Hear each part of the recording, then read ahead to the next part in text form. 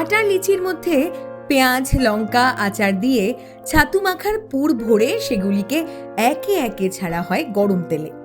মুচমুচে হয়ে এলে সেগুলিকে কড়াই থেকে উঠিয়ে রাখা হয় শালপাতায়। তারপর চাটনির সঙ্গে পরিবেশন করা হয়। উত্তরপ্রদেশ, বিহারের মানুষ এটিকে লিট্টি বলে। জিভে জল আনা অবাঙালি এই খাবার এখন বর্ধমানের বাবু চক্রবর্তীর ইউএসপি। বর্ধমান শহরের কার্জন গেটের কাছেই রয়েছে বিএসএনএল ভবন। তার গায়ে রোজ সন্ধেবেলা লিট্টির দোকান বসান বাবু চক্রবর্তী।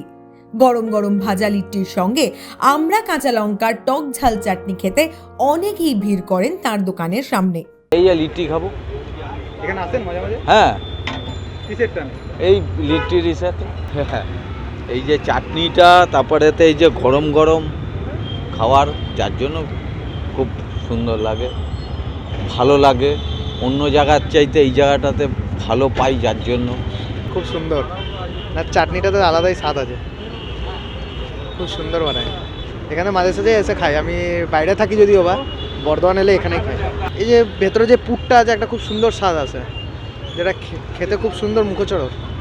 চাটনিগুলো ভালো, সবাই চাটনিটা আমার ভালো লাগলো। লিট্টি গরম গরম ভালো লাগিয়েছে খেতে। কিভাবে লিট্টির ব্যবসা করার ভাবনা এলো?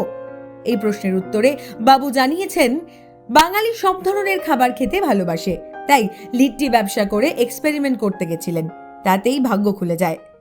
কতদিন বিক্রি করছেন এটা? এটা প্রায় 15 বছর। 15 বছর। আপনি কি এমন স্পেশাল বানান যার জন্য এত ভিড়? আমাদের স্পেশাল চাটনি। এটা কি কোনো সিক্রেট মশলা ইউজ করেন? না, আমরা কাঁচা লঙ্কা, আদা, রসুন, চিনি, নুন, বাস। আমরা তাও ধরে রাখুন 1000 পিসের কাছাকাছি। দাম কীরকম? 7 টাকা করে 7 টাকা পিস। পিস।